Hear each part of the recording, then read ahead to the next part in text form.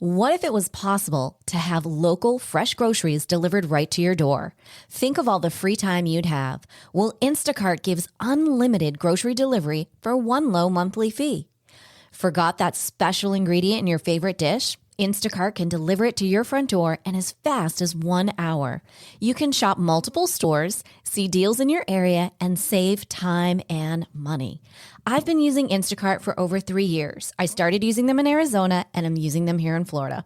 I love the time-saving convenience. They pick the freshest products, and they keep my eggs safe too. To receive your first delivery free, follow the link in the show notes so that Instacart knows that we sent you and to help support the show. Instacart. Never step foot in a grocery store again. Welcome to Empowered Within, a soul-quenching, transformational podcast that will set your soul on fire through candid and inspiring conversations. Leading experts, celebrities, healers, and I share our journeys of how we've overcome challenges to living an empowered life from within. I'm your host, Jennifer Pilates. Welcome to another episode of Empowered Within.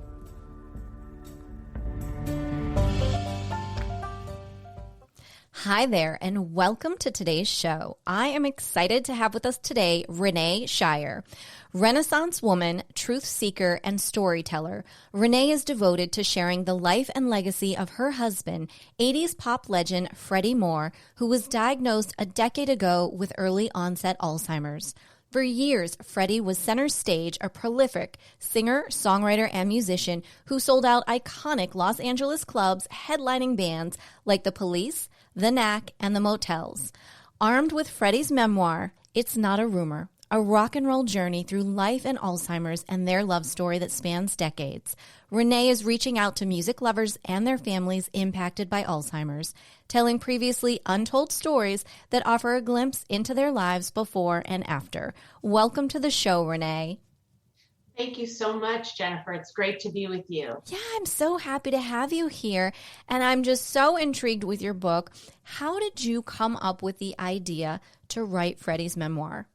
Well, it's interesting because before Freddy started losing his memory, he started posting on Facebook. He was retired, and so he was just at home all the time trying to work on projects and stuff. And he was posting on Facebook a lot of his stories, and he just was telling people stories from the band days and the childhood and all of these exciting things he did. And so he was having a great time posting, and one of his friends from Facebook said, you know what, you really ought to write a book because your stories are so much fun to listen to. And everybody was really responsive to him. He has a lot of his fans on his Facebook page. And so everybody was listening, and they said, let's do it. So I decided, I thought it was a great idea.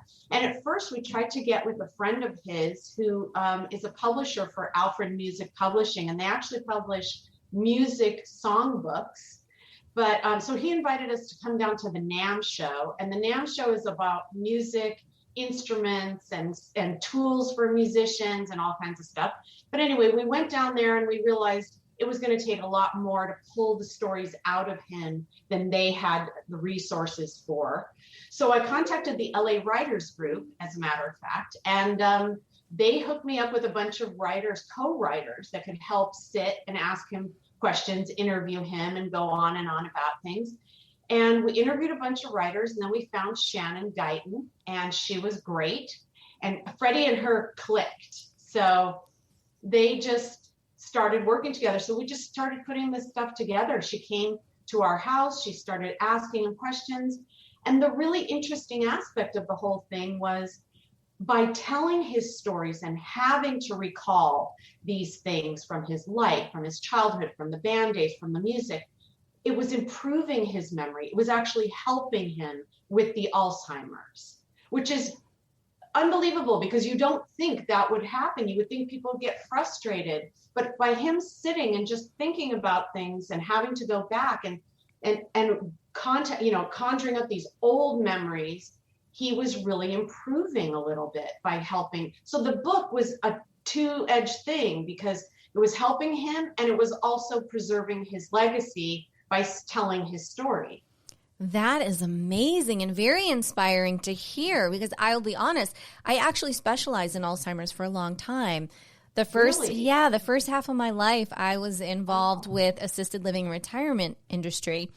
And my grandmother actually had Alzheimer's, so I know it well, both personally and professionally. So I understand that. And that's such a blessing that doesn't happen to everyone. That's an incredible blessing. And as time went on, they worked together for several years getting all of this information. The book is very large. It's lengthy. It's packed with stuff. And I had also had an idea. I know I'm jumping around, but I had an idea because he wrote so many songs that the names of the chapters could be names of his songs. And then at the end of each chapter, there could be the lyrics to that song, because most of the songs were written because he was telling what was happening to him at that time. He would write a song because the emotion was coming out. And so the songs came out that way too. But yeah, it is amazing that process helped him with the memory. I mean, there were days where he had bad days and good days. And then some days he would be on fire and he would be like pulling out stories that she was amazed that he would remember this stuff. And then she would call me and confirm, and was that right? I was like, yes, it was. So it was really cool. That is so amazing. So how long ago was he diagnosed? So I started noticing changes in him in 2010, but he refused to go to a neurologist because I don't think he wanted to accept it.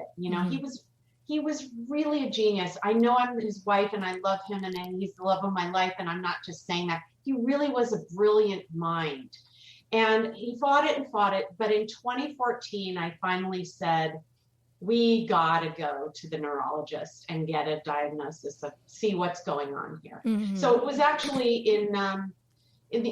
towards the end of 2014 mm-hmm. that he was officially diagnosed.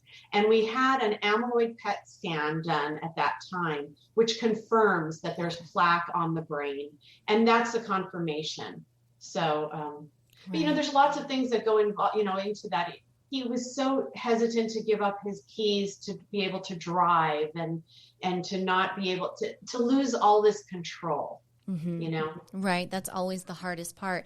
How did you and he take that official diagnosis once you were there and once you saw the scans?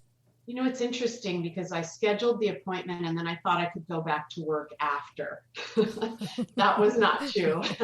I was devastated. He was devastated. We cried a lot. And what's weird is, we just were so sad to lose. So we had such a great story and life and so much love and so much happiness. I'm lucky that I had it for so long with him, but we were just devastated by that diagnosis. And I don't know why I didn't think, his mom passed from Alzheimer's. It runs in his family. I just didn't think it was ever going to happen to him. I think a lot of us don't, or right. We're in denial about it, you know? Right, for sure. And for those out there listening who may be wondering, or thinking like this is happening to my family member or my partner, what advice would you give them as to how to approach, say that they're at the beginning and they don't know what to say or what to do? What suggestions now looking back? You mean to the person? Yeah, or how, if they know like my significant other, I really think is going down that path. I don't know how to bring this up. I don't know what we should do. What do you do? It is very difficult because you have to remain strong no matter what. You have to be, he would pick up on my emotions. If I was sad, he was sad. And you don't want him to be sad. This is a devastating thing to have to realize that you're going to lose your brain, your cognition, your everything. It's so horrible, but you have to be strong and you have to just say, you know what, everything's going to be okay. We're going to fight this. It's almost like if somebody gets a diagnosis of cancer, mm-hmm. you don't want somebody to say, oh my God, what are we going to do? We're just going to give in. We're going to throw the towel. No, you have to say, we're going to fight this. We're going to fix it. We're going to make it better and everything's going to be okay. That's my approach. I don't know if that's for everybody, right? But that seemed to help him be able mm-hmm. to say, okay, I can get through today. I can get through tomorrow. Right. I agree. I think that's excellent advice. Now, what steps did you take? What did versus what the doctor may have offered? What all did you do? Okay. So the first thing I learned, I did so much research. I what I learned when he was diagnosed, I mean, I was doing research before, but what I learned when he was diagnosed is 50% of people with type 2 diabetes can get Alzheimer's or will get Alzheimer's. And it has to do with something called insulin resistance. And my husband had type 2 diabetes. And that was not just because, it wasn't type 1, it didn't run in his family, but we both got a little heavy, we stopped exercising. So my number one goal was to reverse that type 2 diabetes. And what I was going to do with that is we got a personal trainer. We started eating clean and healthy and organic. We got this cookbook by Rebecca Katz called Healthy Cooking for the Mind. And it's all these foods that you eat and you make and herbs and spices and everything you put into your food that's going to help you with your brain and help you with, the healthiest eating, the cleanest eating and stuff like that. So it was diet, exercise, supplements. I went crazy giving him, turmeric and colostrum. We need to build up the person's immune system. When you get Alzheimer's or even when you have type 2 diabetes, your immune system is weakened. So the best thing we can do is we're trying to fight this, the best thing from the inside out. So we're going to make our bodies as healthy and as strong as we can. We're going to do everything to build up our immune system. So there was personal trainers, healthy eating. I used to joke, I would only go to Whole Foods. I called it whole paycheck because you spend so much money on everything organic.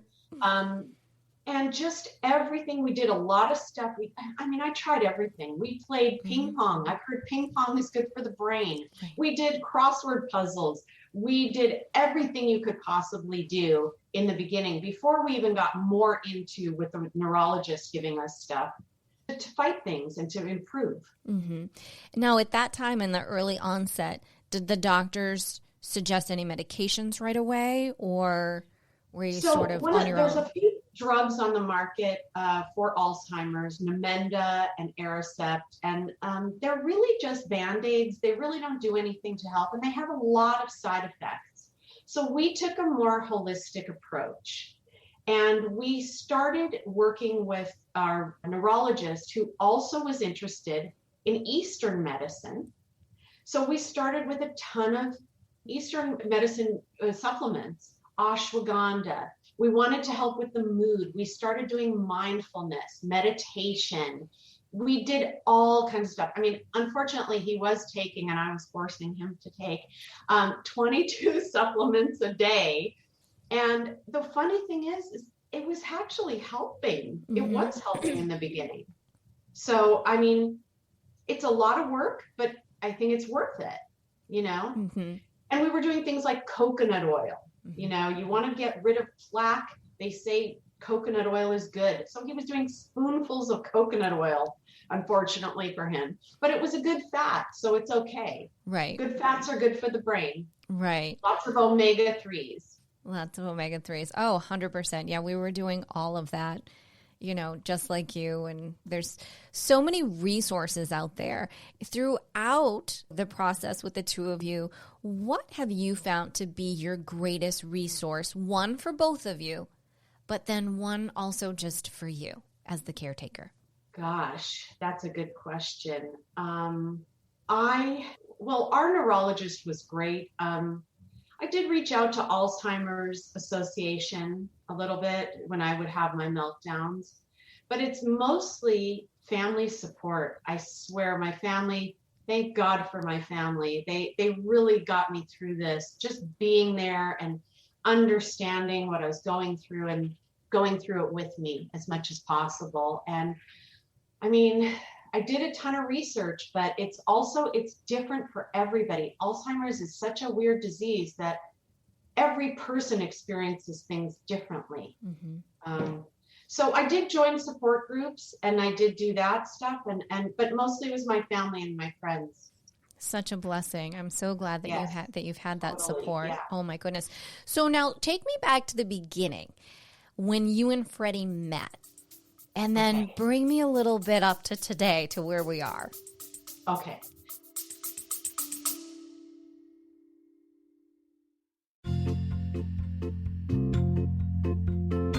Are you ready to lose inches, increase strength, and tone your body from head to toe?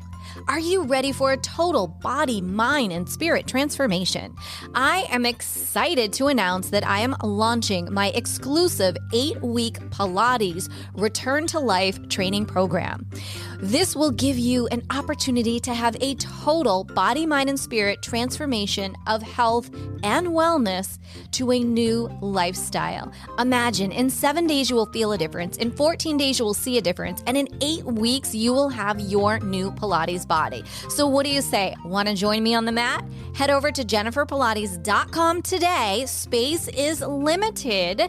Use a special promo code EW and the word special, EW special, to receive $200 off while space is available. Head on over to jenniferpilates.com and I'll see you on the mat.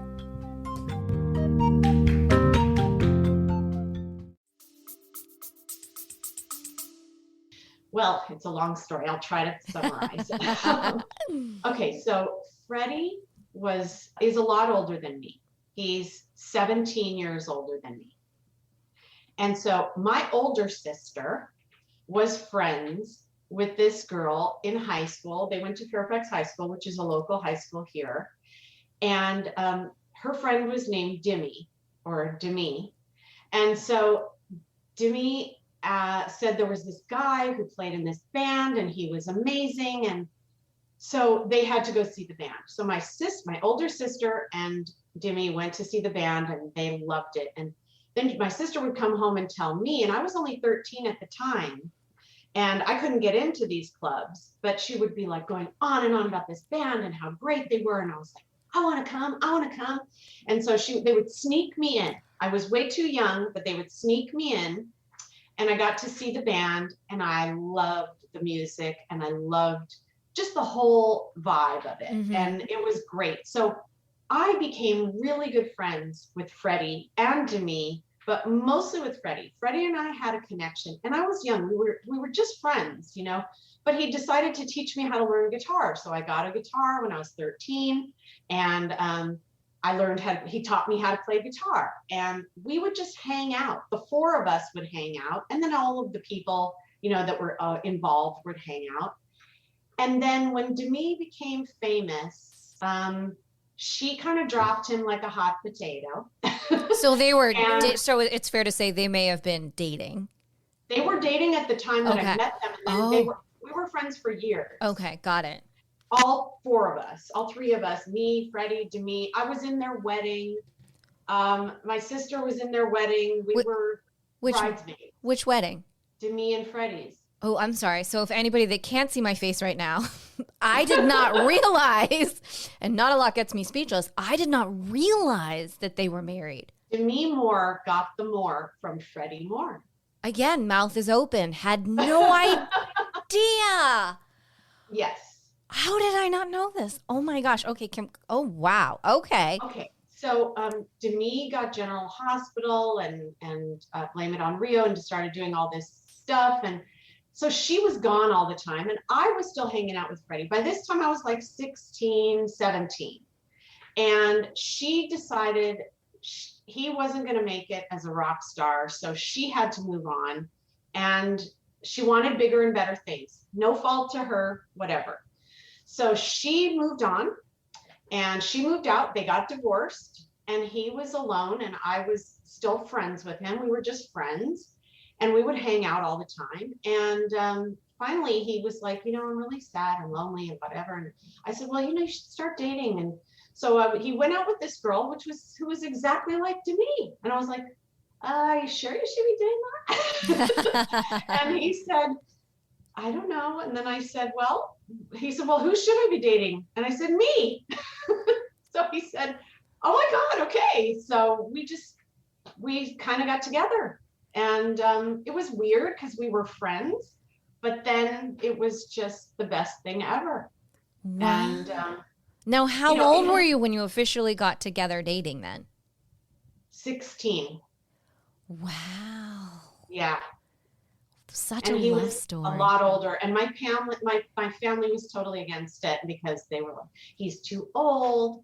I'm Jewish. He's not Jewish, and even my friends at high school were like, ew, ew, he's so old. He's so old. But, you know, he's a young spirit, and I'm the youngest of my family, and I have a lot of older sisters. My parents are a lot older. I was a surprise. So I'm kind of more mature. I was much more mature than my years. And so we kind of just fit together. And it's funny because we ran into Demi once, and she said, I always knew you guys would end up together. So, and she does talk about me in her book that I was always there and I was always around. But, oh well, she didn't want him. Right. Anyway, so we had a great time. We just had a great time. He and I we fit like peas and carrots, you know? Oh, that and is so it was sweet. it was wonderful. We just had so much fun. That is such a wonderful love story. I love how that unfolds. And oh my gosh, how much, it's just amazing every day what you learn. Something new. Just Crazy. wild. It is kind of crazy. It's crazy, but it is such a small world out there in Cali. It really is. Everybody is connected somehow. So how is life for you and Freddy today? Okay, that is really hard because we're really far into the disease. I mean, I was in denial for a really long time. For I would say the first 5 years, I was in total denial, or even more, that I was going to fix him. I would talk to everybody. Oh, I'm going to fix him. I'm going to fix him. Yeah, I'm going to cure this, even though there's no cure. So, you know, I thought I was, going to do it, but I wasn't. But anyway, so now he's very far advanced into the disease. He's in a memory care facility, and he's been there since 2019. I couldn't take care of him. I did take care of him by myself for a long time. In 2016, he had a stroke. And after the stroke, I couldn't do it anymore. I needed help. So I had a caregiver come in during the day. She would stay with him during the day, and then I would take over at night. But in 2019, he became incontinent, and I could not do it anymore. I was taking care of him. I mean, we're talking 100% everything, bathroom, showering him, feeding him, everything you could possibly do. But when it came to that, I didn't know what to do first. I didn't know what to clean first, and I just couldn't do it. So I moved him into a memory care facility, which is very close to me here, like 5 minutes. So I can go visit him all the time. And the reason why I chose this memory care facility is because I had been taking him there for daycare and for activities because they had a lot of music. And I liked that they had music programs. They had drum circle. They had, music all the time and activities. So that was good. But anyway, now he's very much declined. He barely recognizes me when I go see him. I mean, he kind of does, but he's not really talking that much. And he sleeps a lot, and he just, he has to walk around. I don't know what that is about Alzheimer's. Maybe you know a little bit more, but they have to walk around, and he walks around, and then he sleeps, and he's just kind of in his own world. It's really heartbreaking for me to go visit. I can't go that often as I would like to go, but it's just hard on me to see him. And to see how much he's aged and how Alzheimer's takes such a toll on the person. It just it dehumanizes them so much. And to know how amazing he was, to see what he is now, it's quite devastating. It is. So. And I'm so sorry. I always say this disease is, I've never wished it on anyone. No, it is not. Wouldn't. It is not kind. It's not kind to the individual. It's not kind to the family. No. The only thing that keeps me going is that we did get his memoir done, and everybody can share in his story and know what an amazing person he was. And we have a ton of resources for his legacy, and that's what helps me feel good. And that I want to educate people about Alzheimer's, because people are so, unaware of how much this takes away from the person and how hard it is. It's like, it's really difficult to say, so did he read the book? I mean, people ask me, did he read the book? Oh, no, he hasn't been able to read for many, many years. Mm-hmm. Well, does he know, this, or does, it's just, they just don't know, and they don't know what to say. And it's hard to know, Mm-hmm. It is. I wonder, these are just suggestions from my days. Mm-hmm. We would have pictures in an individual's room of the family, and on the back of it, we would always write the person's name and the date so that no matter who came in the room, they mm-hmm. could help have a conversation that way. I wonder, and I'm sure that you've done this, because he definitely could not read his book, but to share and read his book to him. We have been reading his Good, yes, good. That's wonderful. So, yeah. And we do have pictures of me and him mm-hmm. All over his room, and he does point to it, and it's like he'll smile. So he knows that there's an emotional memory that he does know. He knows about me and us and stuff like that. There is. I think what's interesting about Alzheimer's, I don't know if you found this, is that the body on the inside begins to deteriorate quite quickly.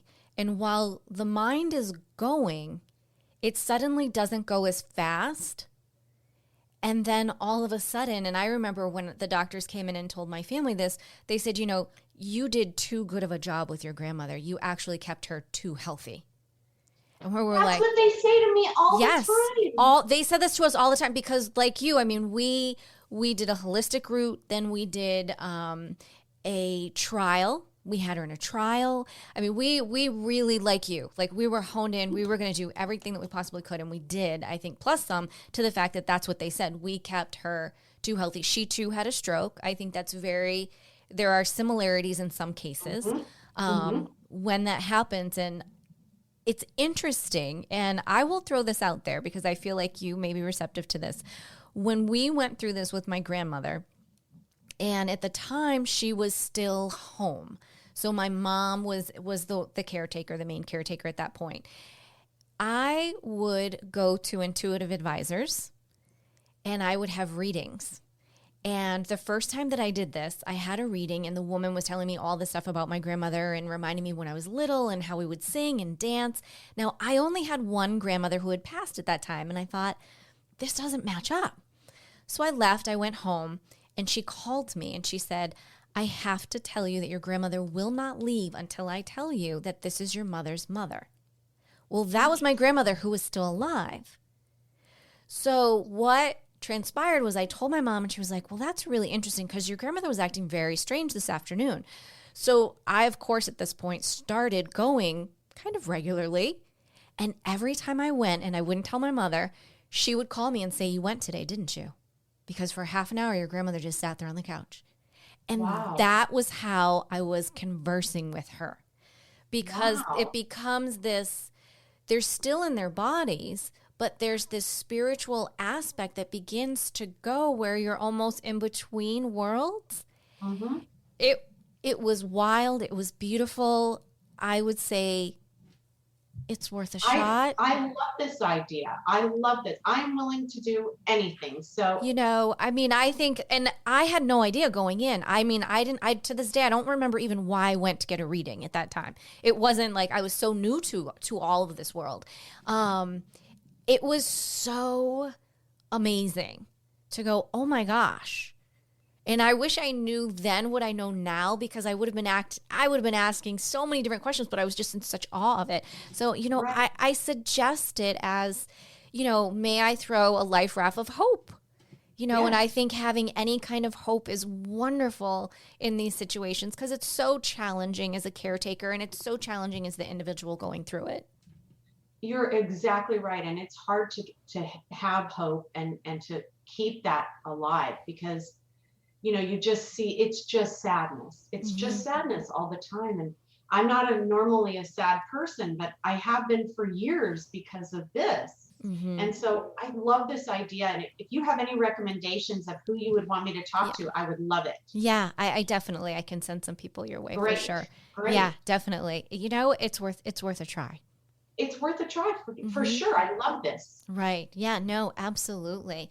Thank you. Yeah, of course. Of course, we're all about helping any way we can. This is and for some it's a very long process. For us it was a very long process. For those that it's a short process, God bless you.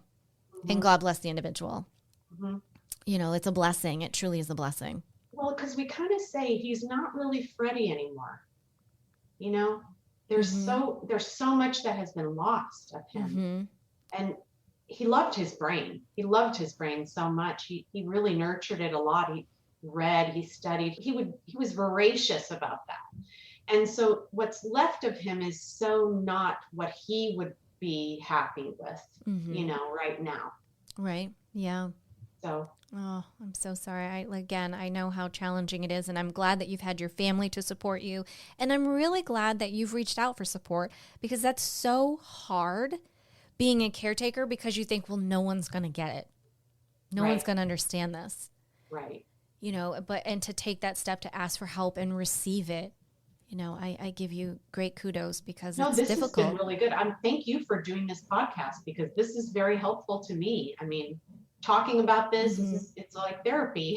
Truly. I will say the other thing that we did, and there's some misthoughts in terms of hospice. Hospice is an incredible resource to have through any stage of illness. It doesn't mean just the ending days. Right. And we learned that with my grandmother, and they were such an incredible resource. I would hands down suggest that, because they came in at a time and just sort of helped guide, and how these angels on earth know down to the hour when things are transitioning is amazing to me. So, that's something else that I truly suggest is hospice, 100% reaching out. They have been amazing. We use them for my grandmother and recently for my grandfather. And I mean, they still call me to check in to say, are you okay? Wow, that's nice. It's just amazing. Yeah, I like that. They've been talking about putting him on hospice, and I was afraid of it. But now that you say this, I think it'll just mean more care.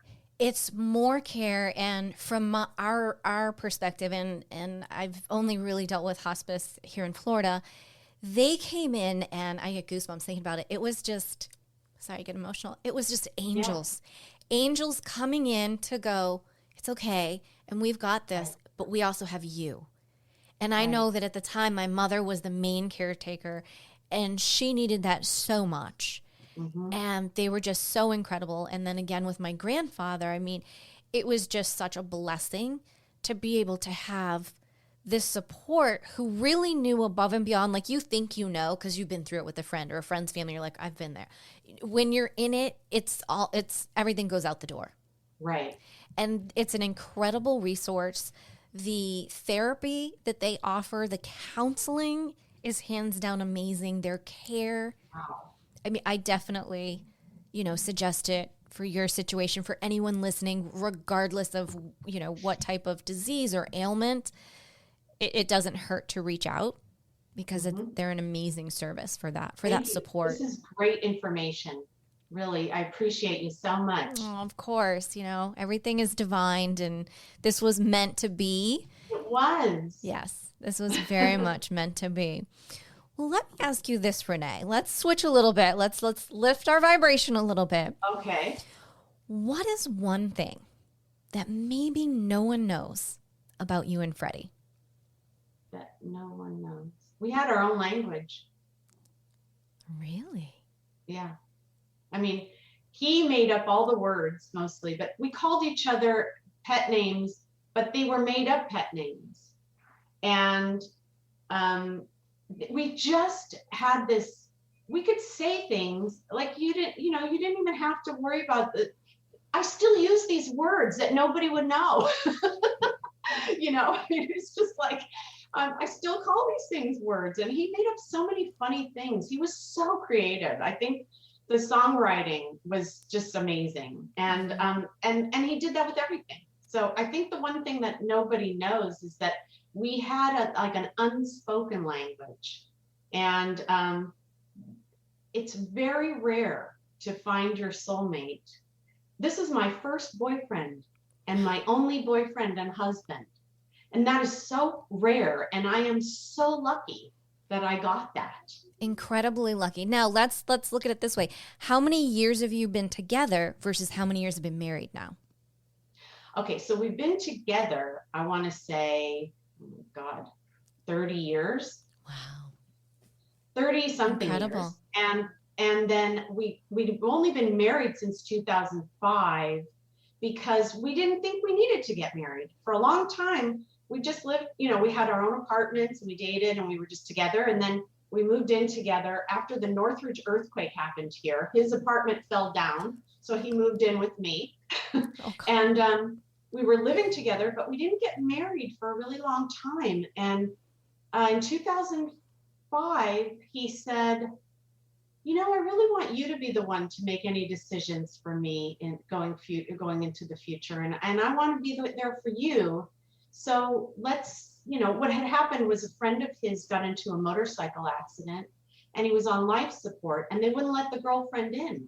Mm. And he was afraid that something would happen, that they wouldn't let me in, and he didn't want anybody else. So that's when we decided to get married. So we've been married since 2005. Wow. Well, congratulations. That is such an amazing love story and journey and adventure that you two have had together. Yeah. Wow. It's so weird because now I'm so not used to being just me. This is part of why I was really interested in your podcast, because you talk a lot about empowering and becoming the person you want to be and all of that stuff. And I'm now just Renee. And it's weird because I used to be part of this couple for a very long time, very formative years from 16 to now. And now I have to figure out who I am too. Mm-hmm. So it's a whole different journey. And I would say, if I may, you're not just Renee. You are the Renee. The Renee Moore, the Renee Schyjer. You are the Renee who has lived this renowned, incredible life, incredible love story, who could inspire those who have maybe never even found love yet. I know. I've met people who said, I've never had a love like that. I wish I did. I wish I could. And I feel very fortunate. I do feel very fortunate. It is unfortunate what has happened, but I do feel very fortunate to have had what I had all those years. Right. I always say there is a beautiful blessing in every situation. We just have to really dig for it sometimes. We do. Mm-hmm. We do. Yeah. And I'm so lucky. I wouldn't be this person without him, his encouragement and his support. And I mean, I went to college, I did all these things, and I feel like I would have never been able to get through it without him. Oh, so what's next for Renee? What's the next steps for Renee? Well, my goal right now is to do a lot of podcasts and promote the book and just get his story out there, just so that people become more aware of him, of Alzheimer's, of being a caregiver. This is a great thing for me. And having the book, I'm really proud of the book. I think he would be proud of the book. It's the way his story, he wanted it told. So it's sort of like preserving his legacy, but it's also great for me to be able to talk about him and keep his memory alive and to educate people or to share my experience, to go through what I went through with other people and maybe make a lot of connections with this. And I mean, I love talking about it. So I think this helps me and helps me grow. So that's my plan. That's wonderful. For right now. I love it. Well, any way that I can help support you and Freddy, I would love to do that because I understand and I get it and I want to help and support you any way I can. Thank you so much. I would love it if more people would buy the book. It's Not A Rumour, RUMOUR. And it's on Instagram and Facebook, and there's a page called itsnotarumour.com. There's also my blog. I did a blog a while ago when I first started to get the book going. I started documenting I was blogging every week what was happening with the progression, and my whole story from the beginning to end is on my blog. And that's on itsnotarumor.com. So thank you so much for letting me share that. Of course. Well, I would say, if I may, Renee, there is another book here in the works that you just haven't even looked at yet. People have said that. I hope so. I hope that you're continuing to blog and continuing to open up and doing that, because this will make an incredible part 2 of where does the story go? And then part 3 will be where does Renee go? Exactly. Yeah, that would be great. There we go. We just did it for you. I love it. Thank you so much. You are so welcome. I'm so honored to have had you on the show. Thank you for sharing your story, Freddy's story, and being so open and honest. I know this is going to help so many of our listeners around the world. Well, thank you for all of the advice. I love what you told me, and I really appreciate all of it. Absolutely. So I feel like you have a wealth of information, and thank you.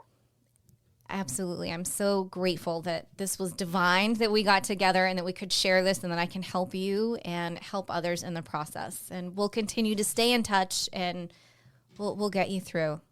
Great. Thank you so much. You are so welcome. Well, as we say, until next time.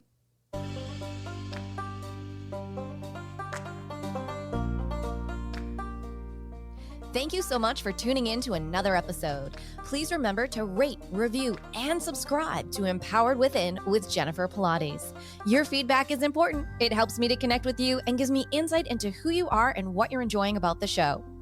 For today's show notes and discount codes from today's sponsors, head over to jenniferpilates.com. Until next time, may you live an empowered life from within.